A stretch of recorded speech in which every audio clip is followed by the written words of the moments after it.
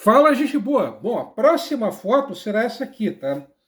É um exemplo do que eu cheguei a mostrar no primeiro vídeo, tá? É um outro trecho, tá? Da antiga estrada Dona Francisca, tá? Que é essa foto aqui de baixo. Não sei se vocês estão vendo, né? Eu acredito que agora sim, tá? Então, para vocês, um trecho, né? Mais um trecho da estrada Dona Francisca, atual rodovia SC 418, tá? A próxima foto, né, as próximas fotos, ou melhor dizendo, né, são essas fotos aqui, tá? Ambas as fotos são da região, né, das proximidades do mercado público, né? Então, essa foto aqui de cima e essa foto aqui de baixo, tá? Então, foto de cima, foto de baixo. Bom, nessa região, né, das proximidades, do entorno do mercado público, como é mais do que sabido, tá? Durante muito tempo se concentrava, né? Se concentrou a elite, entre aspas, cabocla da cidade, né? Então, a maioria desses empresários do setor ervateiro e políticos, né, também, né? Geralmente eles também eram políticos, eles moravam ali nas proximidades do mercado público, até pela existência do porto, né? Porto, né, que ficava entre o mercado público e o antigo Moinho Joinville, né? Bom, né? Eu tinha dito, né, que a Companhia Industrial Catarinense, né, ela tinha um banco, né? Ela chegou a ter um banco, aliás, a primeira agência bancária, né, da história de Joinville, tá? Eu tinha mostrado até no vídeo anterior, né, a foto do Procópio Gomes, tá? Um dos proprietários, um dos acionistas da Companhia Industrial Catarinense foi justamente o Procópio Gomes. Daí o fato de eu ter mostrado para vocês no vídeo anterior a foto dele, tá? Bom, o que irei dizer a vocês agora, né? Bom, eu tinha dito no vídeo anterior que essa empresa, né, ela foi proprietária de uma agência bancária, tá? O administrador, né, o diretor, o administrador dessa agência bancária, desse banco, né, ele foi o Ernest Canhac, né? Como o próprio nome já indicava, né, já entregava, né? O cara, ele era francês, né? Ele nasceu numa cidadezinha, uma cidade chamada Saint-Affrique, né? Essa cidade Saint-Affrique, né? Ela está localizada na região no sul da França, para ser mais exato, na região da Occitânia, né? Ele nasceu a título de essa cidade, tá? Em 2014. 2014 foi a última vez em que a população de Saint-Affrique, né? Ela foi contada, né? Então, há 11 anos atrás, a população dessa cidade, onde nasceu o nosso amigo Ernest Canhac, né? A população dessa cidade era de 8.260 habitantes. A título de comparação, tá? A Praia Grande, que é uma cidadezinha que fica na divisa entre Santa Catarina e Rio Grande do Sul, tá? Essa cidade de Praia Grande, a população dela é de 8.670 habitantes. Então, essa cidade onde nasceu o nosso amigo Ernesto, né? O popular Canhão, né? Ernest Canha, que é popularmente conhecido como Canhão, né? Ela é menor até do que Praia Grande, né? Praia Grande, né? A título de curiosidade, ela é a 150ª cidade de Santa Catarina em número de habitantes, tá? Mas voltando, tá? Embora ele fosse francês, tá? Ele durante um bom tempo ele viveu e trabalhou em Buenos Aires, né? Então, em 1878 ele acabou sendo transferido para ele trabalhava na empresa ervateira de Buenos Aires, né? E ele acabou sendo transferido para Joinville. Durante um período bem curto, entre 1881 e 1885, morou e trabalhou em São Bento. Ele foi proprietário de uma casa comercial, de uma empresa que comercializava erva mate, né?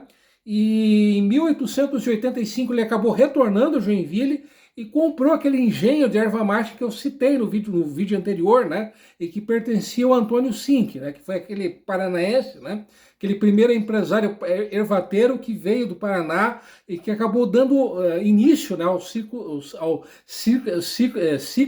da erva mate em Joinville, né? Inclusive, foi graças a esse ciclo da erva mate, né, que foi até por volta de 1934, que Joinville se tornou acabou prosperando, né? E aos poucos se tornando um polo industrial, né? Mas voltando, o Ernest Canha, né? Ele acabou o nosso amigo Canhão, né? Em 1886 ele acabou se naturalizando brasileiro, e nesse mesmo ano de 1886, né? Ele foi um dos fundadores do Partido Republicano de Joinville, né? E, inclusive, no dia 17 de novembro de 1889, ele foi um dos primeiros moradores de Joinville, né, a saber que o Brasil ele havia sido transformado de uma monarquia para a casa da mãe Joana, para uma república, né? Inclusive, existem registros de que houve um foguetório para comemorar esse momento tão lindo e maravilhoso, né, da queda da monarquia, nessa coisa tão maravilhosa que aconteceu lá em 1889, né? Houve um foguetório na frente desse local aqui, tá? Que eu vou mostrar a vocês agora, tá? Então, esse local que eu mostrei, esse prédio, né, que vocês verão agora, tá? Ele estava localizado na então Rua da Água. Rua da Água é a atual Rua Abdom Batista, tá? Então esse prédio aqui que vocês estão vendo, que aparece em primeiro plano, tá? Aqui, durante muito tempo, aqui funcionou a estação de telégrafo de Joinville, tá?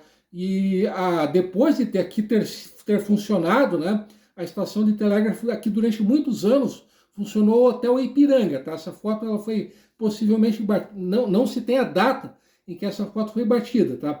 Então, como eu estava dizendo, houve um foguetório, né, na frente desse prédio aqui, né? E ao mesmo tempo em que houve esse foguetório ali no que hoje é a Rua Dom Batista, tá? Houve um outro foguetório na frente do escritório do nosso amigo Canhão, tá? Esse escritório do nosso amigo Canhão, né? O Ernest Canha, né?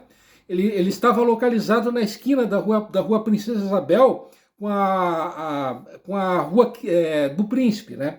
Então, enfim, né?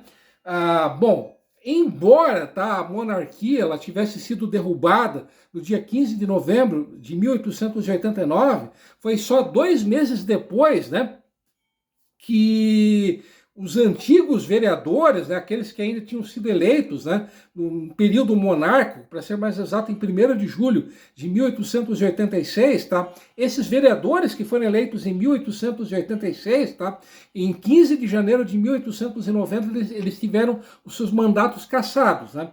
Então, no lugar desses vereadores, tá, o então governador de Santa Catarina, o Lauro Miller, ele acabou nomeando um prefeito e acabou nomeando 7 vereadores, tá?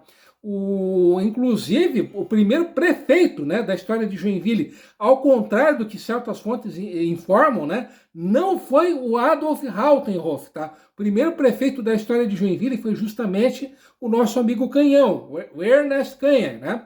Ele foi nomeado pelo Lauro Miller, tá? E ele foi prefeito da cidade de 15 de janeiro de 1890 até 1º de janeiro de 1892. Como esse período de governo dele, o governo dele foi um governo bastante curto, não houve nenhum fato assim significativo, nenhuma grande realização do nosso amigo Canhão como prefeito. O único fato digno de nota que aconteceu durante a gestão dele, né, foi um projeto de abril de 1891 que previa a construção de um mercado público e também de uma praça anexa ao mercado público, tá? O mercado público, a princípio, ele seria construído, né? Isso lá em 1891, ele seria construído no que hoje é a esquina entre a rua Jerônimo Coelho e a rua Itajaí, tá? Esse terreno onde seria construído, a princípio, o mercado público, né? Ele pertencia ao Frederick Brisling, né? Apesar do nome de Fritz da Estrada Quiriri, o cara era francês, pasmem. O cara era francês, tá? Projeto que acabou morrendo na casca, diga-se de passagem, tá? Inclusive, né, ainda uma última curiosidade em relação a isso, tá? A prefeitura, né, ela chegou a liberar uma verba para essa obra, tá? Só que, como eu acabei de dizer, esse projeto ele acabou morrendo na casca, tá? Após ter sido prefeito, né, prefeito nomeado de Joinville, tá? O nosso amigo Canhão, ele foi 4 vezes deputado federal, né? Deputado estadual, né? entre 1891 e 1906, e ele foi 4 vezes vereador entre 1892 e 1907, né? Inclusive, ele chegou a ser presidente da Câmara de Vereadores de Joinville de 1903 até 1907, né?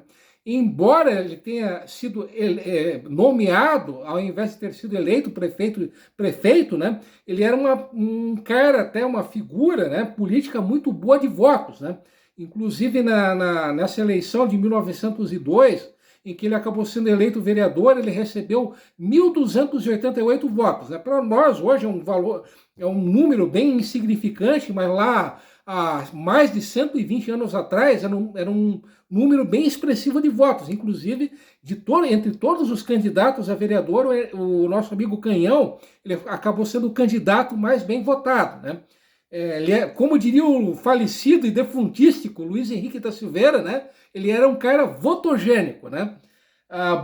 Então, resumidamente, né?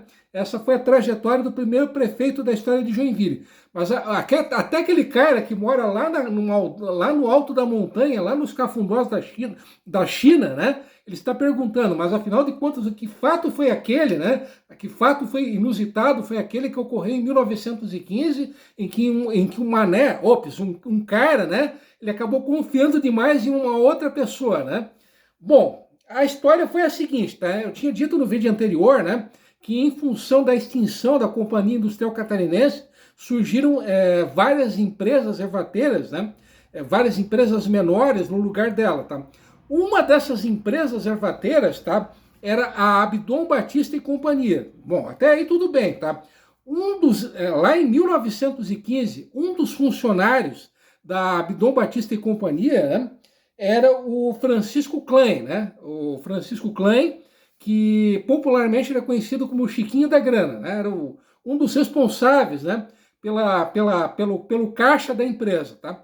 Bom, lá em 1915, se você tivesse para você transferir um dinheiro de uma cidade para outra, né, você tinha que se coçar, né? Você tinha que se virar nos 30, era muito difícil, né? Você enviar um dinheiro, né, uma certa quantia de dinheiro de uma cidade para outra era uma tarefa bem ingrata, né? Bom, voltando, né? O nosso amigo Chico, né? O Chiquinho Klein, né?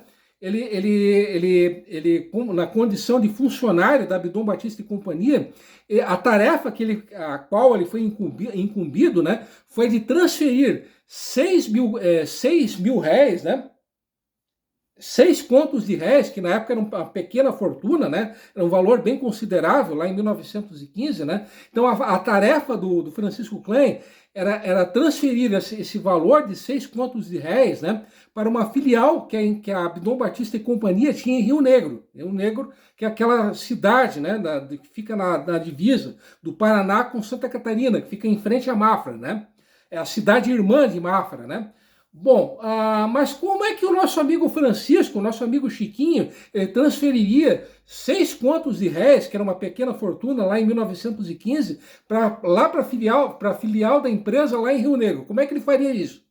Bom, ele se dirigiu até a estação ferroviária de Joinville, tá? E ele meio que ele não tinha noção do que ele faria, tá? Qual que era a intenção do nosso amigo Chico, tá? Ele tentaria encontrar uma pessoa conhecida dele na estação ferroviária, e essa pessoa conhecida dele, né, ela teria que viajar, né, até Rio Negro, obviamente, tá? Por coincidência, por sorte, né, por sorte do nosso amigo Chico, tá, ele acabou encontrando na estação ferroviária um cara que era um conhecido dele, tá? Esse cara que ele acabou encontrando na estação ferroviária foi o Wenzel Sim com 2 M's, tá? Esse tal de Wenzel Sim, né? Ele era comerciante, tá? E esse cara, ele estava de viagem marcada para Rio Negro, né? Ele topou levar esse valor, né? Esse valor de 6 contos de réis para a filial da empresa lá em Rio Negro, né? Topou numa boa, né? Aceitou numa boa essa tarefa, né? E, bom, um empresário, né? Um funcionário, né? Lá em Rio Negro, né? Quando o trem chegou lá em Rio Negro, né?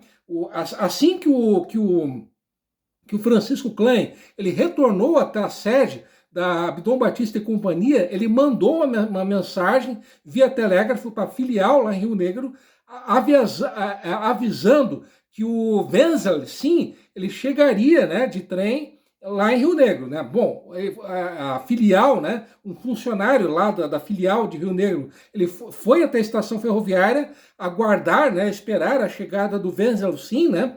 Só que o nosso amigo Wenzel, sim, né, na maior cara de pau, ele disse que não tinha recebido grana nenhuma, né? Não tinha dinheiro nenhum com ele, né? Só que esse funcionário lá de Rio Negro, né, deu uma bela de uma prensa nele, né?